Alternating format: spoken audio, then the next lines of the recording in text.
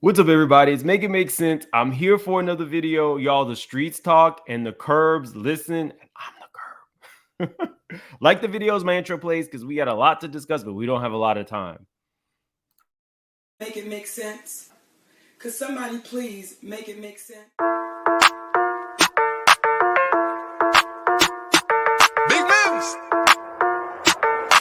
Surfer. Make it make sense. Tell me how you squeeze it.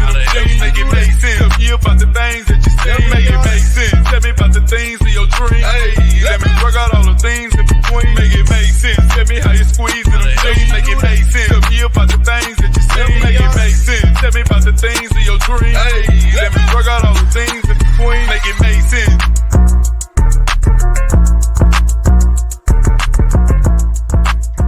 She lied, and I should have known better when I seen her hair. I gotta feel We got a lot of stories today, but we got to pay the bills. Today's sponsor is Porsha Williams' music career.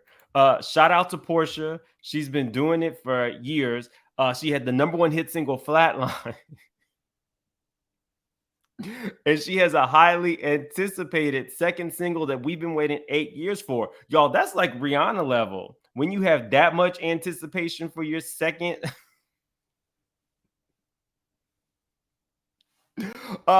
Flatline can currently be found on YouTube. So definitely go support Porsha. Who knows?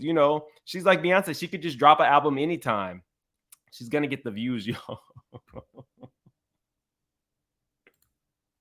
Shout out to Porsha. Okay, so anyway, Chris Bassett, Robyn. Wow. Robyn definitely, I would say, did an about face at the reunion. Chris is responding. Let's start with the fun stuff, though.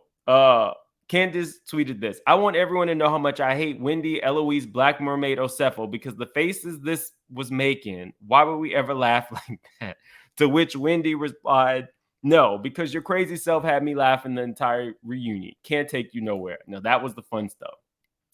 Now, Chris did a direct shot to Robyn and then had a whole Twitter war with somebody just randomly on Twitter.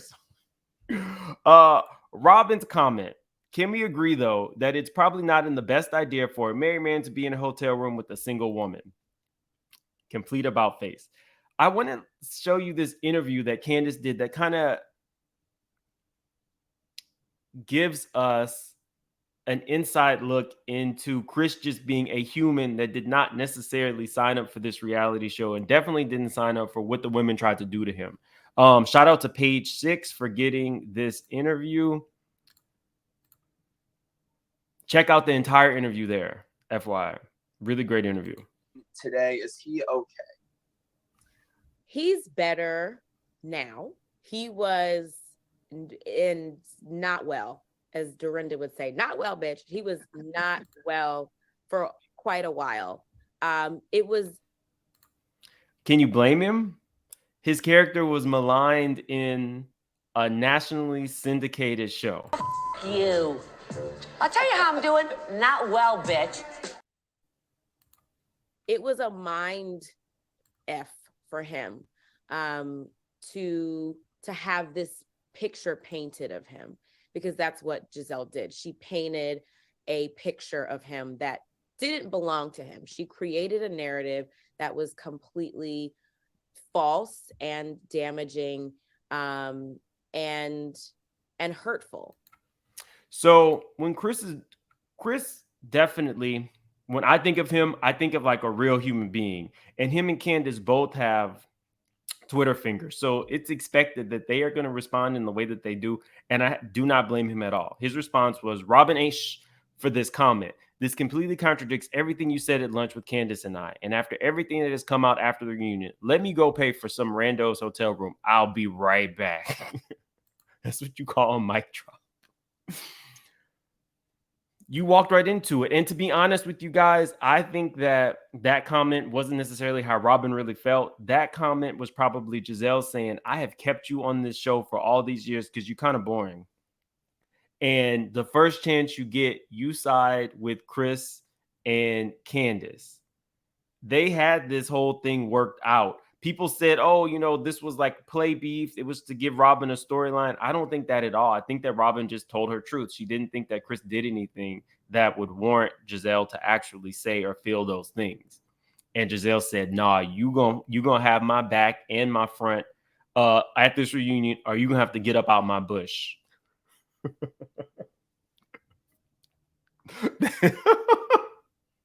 That is the Grand Dame's words, not mine. That was Karen's words. Karen was the one that said that Robyn was all in Giselle's bush, not me. Blame Karen, not me. Anyway.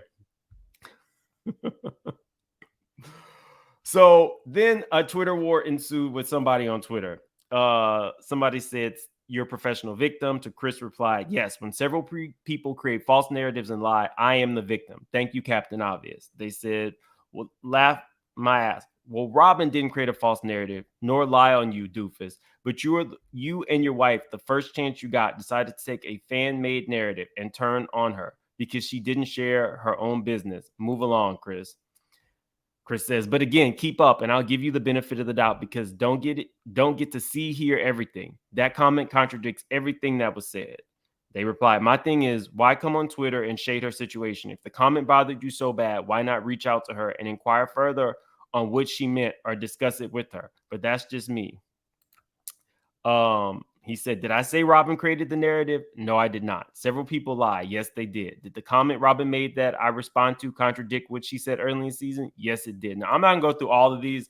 What I will say is, Chris, go ahead and interview with me. We can clear it all up. So let me go ahead today and reach out to Chris, or maybe I'll reach out to Candace's management. Let's try to get that interview. So if any of you guys follow Chris, let him know. Make it make sense once an interview. And we can do big things over here. My interview with Tita, Jacqueline's sister, and me as nanny just hit 100,000 views. So combined total for both of my Tita interviews, I'm at 150,000 views. So we can pull some numbers over here with 26,000 strong. Thank you all for spending time with me. Let's get to Gretchen. This was messy, guys. And I need you guys to put in the comments how you actually feel about this. Because it's not a great look. So it says, Tamra Judge donates to Gretchen's late son. So basically, Gretchen's stepson passed away. He had brain cancer. It says, Real Housewives of Orange County rivals Tamra Judge and Gretchen Rossi never saw eye to eye on the show, and their feud only seems to have strengthened with time because we've learned Tamra has donated money to help Gretchen's late son. Tamra put $500 towards the GoFundMe for 22-year-old Grayson's memorial and medical expenses, inching the campaign closer to the halfway mark of $70,000. Now, the $70,000 is literally not just for his memorial. Apparently, this young man has a lot of unpaid medical bills, and the mother is alleging that Slade has not paid any of this since 2019. Gretchen and them are saying, well, that is ridiculous. So really all she needs to do is prove it if she's putting it in the press. This is what I want to know from you guys, because this situation to me sounded very similar to Jackie and Evelyn's initial beef. Evelyn donated to Jackie's grandchild when he got burned. And it really made Jackie upset, although Jackie wasn't donating or giving her daughter any money towards the grandchild. I don't know that I trust Teddy and Tamara. They talked about it on their podcast, which is good. They also donated $1,000 between both of them. However, this is how PR works. If this was not in the press, we would not be talking about two T's in a pod. So they are donating while also working the system, guys. We over here, we're logical thinkers. I am all for charitable donations. You guys know we do it on this channel. I just feel as though this was to drum up a little extra drama between the Gretchen and Tamara feud, and we know that OC is coming up soon. So it's a good thing to donate, but I want to know what you guys think. Do you think that it was part charity and publicity, or do you think it was just publicity, or do you think that it was just charity? Put that in the comments. But it was very reminiscent of Jackie and Evelyn. And this spawned a whole lot. This spawned Jackie calling Evelyn's daughter a build-a-hoe. So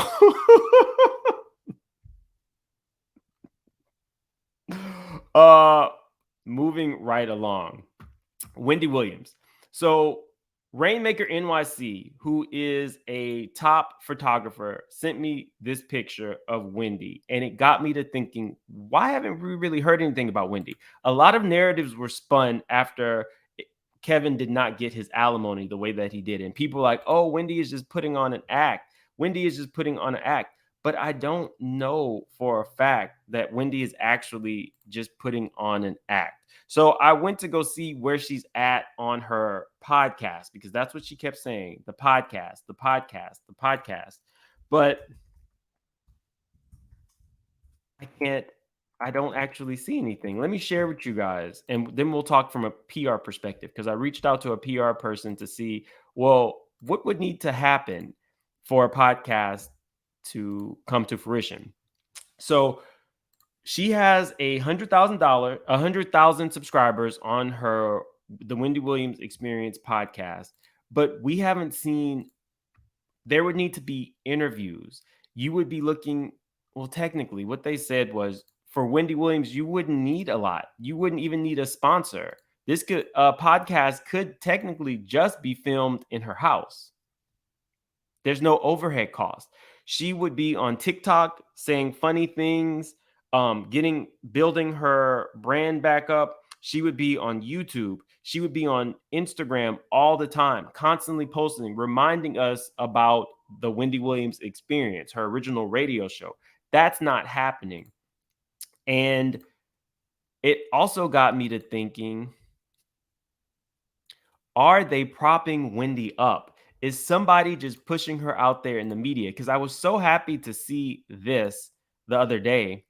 It's Wendy in this big fur coat, and she's walking into some party. I think it was like some fashion event or something, but we're not actually really hearing her. And all of the promo, it's very light for this podcast. Something doesn't feel right to me, people. And we love to see the narrative of Wendy got Kevin. I know I do, but there's not a lot of stuff in the press where Wendy is doing what Wendy does, talking to us. I'm actually kind of worried for Wendy. I'm going to keep my eye on this, but this podcast rollout has been like a year. When we did see her talking, it was not great. You guys remember, she did a couple of major interviews, I think like early last year. And the one that a lot of people still talk about is the one where she, showed her foot. It's not, I'm worried for Wendy. I'm going to keep my eye on this story, but there are no positive updates, just small, minute appearances in the press. We're not hearing Wendy talk. And the podcast, Wendy could have 1 million people. Wendy is not really on social media. She should be. Something isn't right. They said that her manager wasn't necessarily a real manager, so we will see. Like the video and definitely subscribe if you haven't, and I will see you guys later. This is a lot.